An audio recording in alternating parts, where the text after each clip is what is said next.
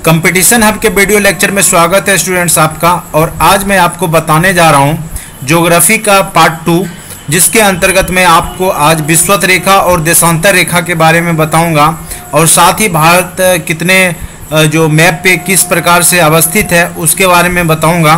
तो सबसे पहले जानिए स्टूडेंट्स कि पृथ्वी गोलाकार नहीं है। आपका जो पृथ्वी है, अगर कोई बोलता है गोलाकार है तो ये बिल्कुल गोलाकार नहीं है, ये नारंगी के तरह गोलाकार है। यानी कहने का मतलब है कि इसके जो ध्रुव हैं, उत्तरी ध्रुव एवं दक्षिणी ध्रुव, वहाँ पे जो है पृथ्वी है वो थोड़ी सी चिपटी हुई है। जैसे इस प्रकार की आकृति में मैं रुक जाइए स्टूडेंट्स, मैं आपको दिखा दूँ थोड़ा सा। जो यहाँ पे जिस प्रकार से ये इमेज है और 23.5 डिग्री पे ये झुकी हुई है पृथ्वी, ये विषुवत रेखा है। तो ये दोनों क्षेत्र जो है थोड़ा सा ये चिपटा है और ये बीच में थोड़ा सा निकला हुआ पार्ट है। ठीक है स्टूडेंट्स, आप यहाँ पे देख रहे हैं कि ये बिल्कुल गोलाकार नहीं है। तो यहाँ पे ये दोनों जो आपका पार्ट है वो थोड़ा सा निकला हुआ है और जो ध्रुव पे है थोड़ा सा चिपटा हुआ है। ठीक है स्टूडेंट्स, तो यही सबसे पहले मैं बता रहा हूँ आपको कि यह उत्तरी एवं दक्षिणी ध्रुवों पर चिपटी तथा मध्य में उभरी हुई है। भारत पूर्वी गोलार्ध में, आपका जो देश है वो पूर्वी गोलार्ध में 68 डिग्री 7 मिनट से लेकर 95 डिग्री 25 मिनट तक फैला हुआ है तथा अक्षांशीय विस्तार जो है 8 डिग्री 4 मिनट से लेकर 27 डिग्री 6 मिनट तक फैला हुआ है। तो सबसे पहले मैं आपको विषुवत रेखा के बारे में बता दूं, फिर आपके देश के बारे में बताऊंगा। तो आइए विषुवत रेखा के बारे में जानिए। विषुवत रेखा क्या होती है? यह एक काल्पनिक रेखा है जो ग्लोब को 2 बराबर भागों में बांटती है। इसे विषुवत वृत्त भी कहा जाता है। ठीक है स्टूडेंट्स, पृथ्वी के उत्तर में स्थित आधे भाग को उत्तरी गोलार्ध एवं दक्षिण में स्थित आधे भाग को क्या बोलते हैं स्टूडेंट्स? दक्षिणी गोलार्ध। तो यहाँ पे देखिए, थोड़ा सा मैं आपको इमेज दिखा दूँ उत्तरी गोलार्ध एवं दक्षिणी गोलार्ध के बारे में, तो आपको थोड़ा सा सही से समझ में आ जाएगा स्टूडेंट्स। तो यहाँ पे देखिए ये इमेज है। ठीक है स्टूडेंट्स, तो ये जो क्षेत्र है ये है आपका इक्वेटर, जिसको विषुवत रेखा बोलते हैं या भूमध्य रेखा भी इसको आप बोल सकते हैं। तो ये 0 डिग्री पे अवस्थित है। तो ये टोटल आपका 360 डिग्री है। तो ये 360 डिग्री का ये हाफ चौथाई है, जिस कारण से यहाँ तक का जो 90 डिग्री का कोण बनाता है। ठीक है स्टूडेंट्स, जो 0 डिग्री जो अक्षांश रेखा है आपका, वही आपका क्या कहलाता है? विषुवत रेखा कहलाता है, भूमध्य रेखा। यह एक काल्पनिक रेखा है, ग्लोब पे ये काल्पनिक रेखा दर्शाया गया है। तो यहाँ से हाफ पार्ट है, हाफ से जब आप उत्तर की ओर बढ़ते हैं तो इसको उत्तरी गोलार्ध बोलते हैं और ये ध्रुव उत्तरी ध्रुव कहलाता है, पोल। इसको आप लेटीट्यूड के तहत मापते हैं, लेटीट्यूड। और जो आपका देशांतर रेखा है उसको क्या बोलते हैं स्टूडेंट्स? लॉन्गिट्यूड के तहत आप इसको मापते हैं। तो लेटीट्यूड ये हो गया। तो विषुवत रेखा यानी इक्वेटर के जो समानांतर जितने भी पैरेलल रेखा हैं, तो ये अक्षांश रेखा कहलाते हैं स्टूडेंट्स। यहाँ पे आप इमेज में देख रहे हैं कि ये 0 डिग्री है और यहाँ पे आपका फिर 30 का गैप है और यहाँ पे 90 डिग्री है। तो ये टोटल ऊपर पे जाके 90 डिग्री पुर जाता है यहाँ पे। तो जो आप इक्वेटर से दूरी की ओर बढ़ेंगे त्यों तापमान घटते जाता है यहाँ का। अगर आप यहाँ की बात करें तो यहाँ पे सबसे ज़्यादा टेम्परेचर होगा और जो आपका साउथ अफ्रीका वगैरह देश है वो लगभग विषुवत रेखा के आसपास का कंट्री है, तो वहाँ पे सबसे ज़्यादा टेम्परेचर पाया जाता है, जिसे आपका सहारा मरुस्थल है। तो ये इक्वेटर का पास के मतलब देश है, ये सॉरी रेगिस्तान मरुस्थल कर लीजिए। तो जिस कारण से वहाँ का टेम्परेचर सबसे ज़्यादा होता है। तो यहाँ पे जो सूर्य है वो बिल्कुल सर पे रहता है, सीधी किरण यहाँ पे पड़ती है इक्वेटर पे, जिस कारण से यहाँ का तापमान सबसे ज़्यादा होता है। जो आप उत्तर की ओर और दक्षिण की ओर बढ़ेंगे त्यों जो है टेम्परेचर जो है इसका पृथ्वी के जो आप ऊंचाई की तरफ बढ़ेंगे, पोल की तरफ बढ़ेंगे, तो टेम्परेचर घटते जाता है और 90 डिग्री पे बिल्कुल यहाँ पे बर्फ़ ही बर्फ़ जमा हुआ है, जिसको कि आप अंटार्कटिका और आर्कटिक जो है वो बोलते हैं। ठीक है स्टूडेंट्स, तो जो आपका यहाँ पे है आपका आर्कटिक और ऊपर पे उत्तरी ध्रुव में अंटार्कटिका प्रदेश, जो महादेश है अंटार्कटिका, जो पूरा बर्फ़ से ढका हुआ है। तो ये ध्रुव पे ही है। ठीक है स्टूडेंट्स, तो इसको आप लेटीट्यूड भी बोल सकते हैं, जो कि पैरेलल इक्वेटर के पैरेलल जो समांतर रेखाएं हैं। तो पृथ्वी 23.5 डिग्री जो है झुकी हुई है 23.5 डिग्री पे, और 23.5 डिग्री उत्तरी ध्रुव को हम बोलते हैं मकर रेखा, कर्क रेखा, और 23.5 डिग्री दक्षिणी ध्रुव को मकर रेखा बोला जाता है स्टूडेंट्स। तो चलिए अब ये प्राइम जो है मेरिडियन है, ये मध्य रेखा है। यहाँ पे देखिए ये देशांतर, यहाँ से ये देशांतर का है लॉन्गिट्यूड। तो आगे जब मैं देशांतर के बारे में बताऊंगा, देशांतर रेखा याम्योत्तर रेखा के बारे में, तब इस इमेज के बारे में फिर से मैं चर्चा करूंगा। तो चलिए सबसे पहले अब आ जाइए फिर से उसके डिफिनीशन पे। तो यह एक काल्पनिक रेखा है जो कि मैंने आपको दिखाया स्टूडेंट्स, जो दो ग्लोब को दो बराबर भागों में बांटती है। इसे विषुवत वृत्त भी कहा जाता है। पृथ्वी के उत्तर में स्थित आधे भाग को उत्तरी गोलार्ध तथा आधे भाग को क्या बोलते हैं स्टूडेंट, दक्षिणी गोलार्ध। अब देखिए अक्षांश क्या होता है, मैंने बताया कि विषुवत रेखा के जो पैरेलल, जो समानांतर जो रेखा खींची हुई है वृत्त, वही क्या कहलाता है, अक्षांश रेखा। आपको एक इंपॉर्टेंट क्वेश्चन यहाँ पे और मैं बता दूं कि दो अक्षांशों के बीच की दूरी 111 किलोमीटर होता है। ये याद रखेंगे कि दो अक्षांशों के बीच की दूरी क्या होता है स्टूडेंट्स, 111 किलोमीटर। जब आप 0 डिग्री अक्षांश को क्या बोलते हैं आप, विषुवत रेखा। तो ऊपर जाएंगे तो 90 डिग्री तक आप जाएंगे पोल तक, तो पोल पे पहुंच जाएंगे। ठीक है, जो जो आप पोल के तरफ बढ़ेंगे त्यों तो जो है आपका जो अक्षांश के बीच का जो डिस्टेंस है वो त्यों त्यों घटते जाता है।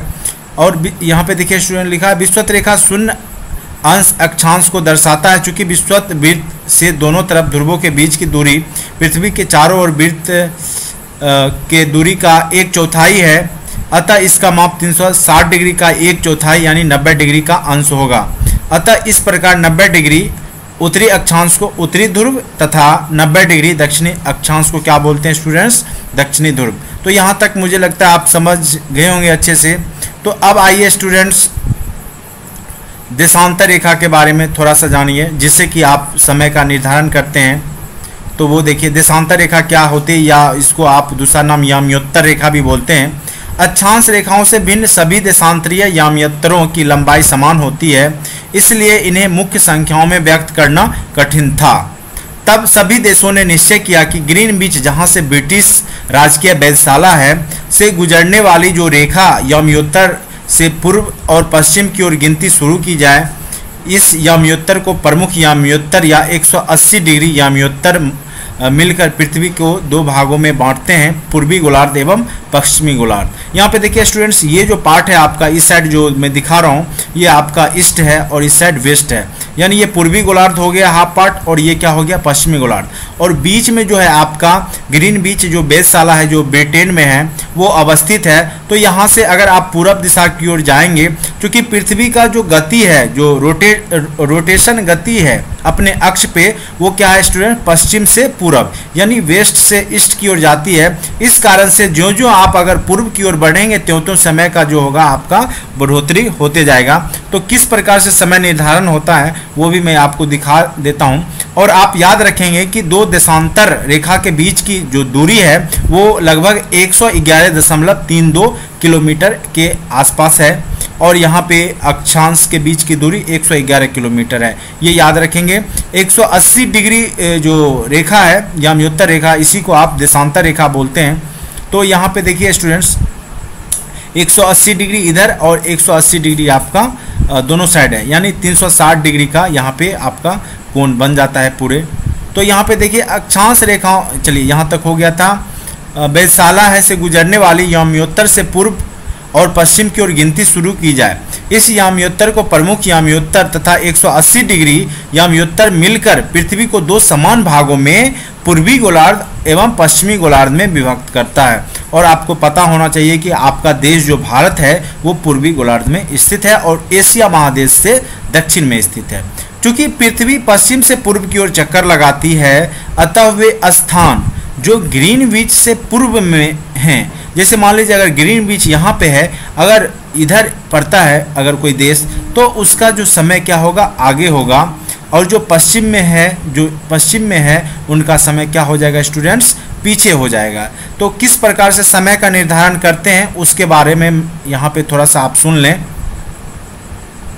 समय के अंतर की गणना निम्न विधि से की जाती है। पहला है आपका, पृथ्वी लगभग 24 घंटे में अपने अक्ष पर 360 डिग्री घूम जाती है। आपको पता ही है कि 24 घंटे में आपकी पृथ्वी जो है अपने अक्ष पे 360 डिग्री घूम जाती है।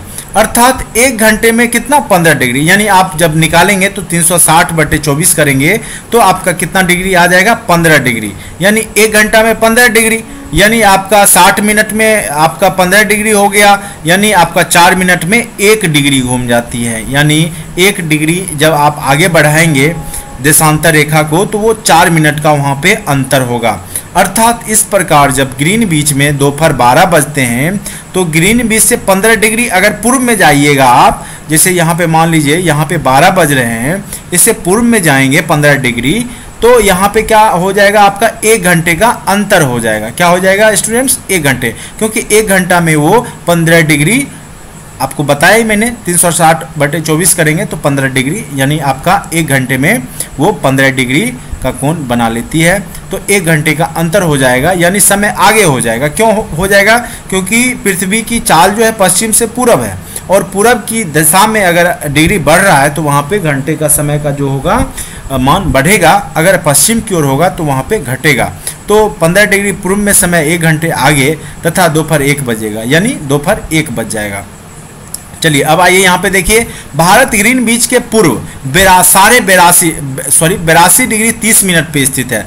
तो आप सोचिए, तो 82 में आप 15 से भाग देंगे 82 डिग्री 30 मिनट में, तो 15 × 5 = 75, 75 और इधर 7.5, यानी आपका हाफ मिनट नहीं तो 5 घंटा 30 मिनट आगे होगा, क्योंकि आपका देश जो है ग्रीनविच से पूर्व दिशा में है। ठीक है स्टूडेंट्स, पूर्वी गोलार्ध में है, जिस कारण से आपका जो टाइम होगा 5.5 घंटा आगे होगा। अगर ब्रिटेन में अगर 12 बज रहे होंगे तो यहाँ पे आप 5.5 घंटा आगे, यानी यहाँ पे शाम 5:30 बज रहे होंगे। ठीक है स्टूडेंट्स, तो इस टाइप से आप इस क्वेश्चन को बना सकते हैं। टाइम का निर्धारण जो है आपका ये जो 360 डिग्री 15 डिग्री में 1 घंटे का टाइम अंतर होता है, तो इस प्रकार से आप समय का निर्धारण किसी भी देश का कर सकते हैं। तो यहाँ पे लिखा हुआ कुछ देशों के अक्षांशीय विस्तार अधिक होता है। ठीक है, बहुत देश हैं जिनका अक्षांशीय विस्तार जो बहुत बड़ा होता है, जिस कारण से वहाँ 1 से अधिक मानव, क्योंकि मैंने आपको बताया स्टूडेंट्स कि 15 डिग्री पे ही 4 मिनट का अंतर हो जाता है, सॉरी 1 डिग्री पे ही 4 मिनट का अंतर हो जाता है। तो जो बड़ा देश है वहाँ पे तो डिग्री बहुत बड़ा अगर क्षेत्र में फैला हुआ है देश, तो वहाँ पे बहुत सारे मानक समय हो जाएंगे। तो इस जैसे कि आपके रूस में, आपका जो रूस देश है वहाँ पे 11 मानक समय,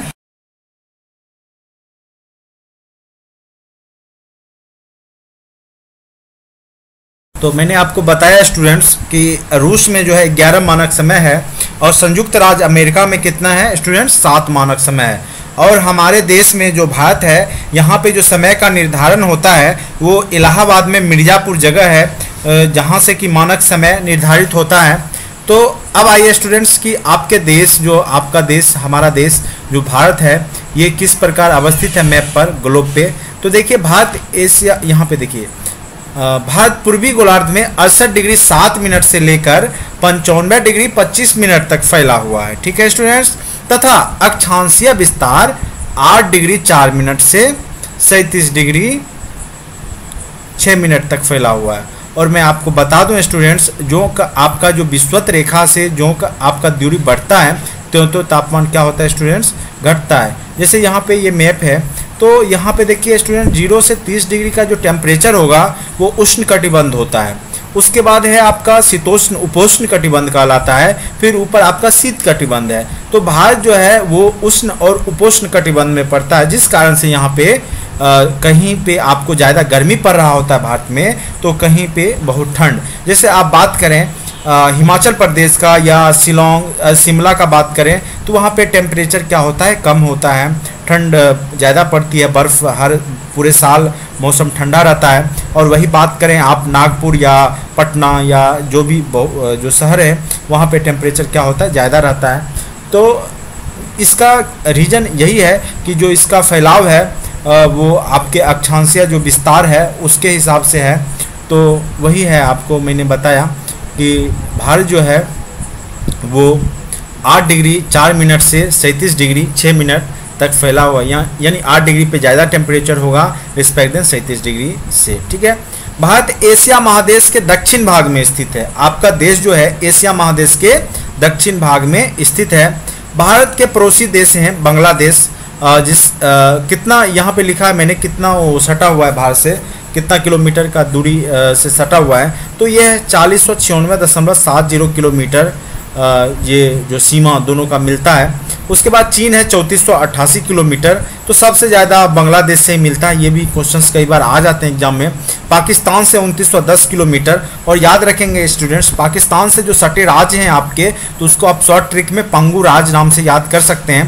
पंगू राज मतलब हो गया पंगू फॉर पॉफर हो गया पंजाब, गौफर गुजरात, राफर राजस्थान, जौफर जम्मू कश्मीर। ये जो 4 राज्य हैं वही पाकिस्तान से सटे हुए हैं। और नेपाल से आपका मेन रूप से आपका बिहार हो गया सटा हुआ है, फिर उत्तराखंड है, यूपी। तो यहाँ पे देखिए स्टूडेंट्स, उसके बाद है म्यांमार, जिसका कि पुराना नाम बर्मा जिसको आप बोलते हैं, भूटान जिसका कि आप मुद्रा जानते हैं निगल्ट्रम होता है। तो ये 699। सबसे कम जो सीमा है वो भूटान का है, भारत से सटा हुआ, वो है मात्र 699 किलोमीटर।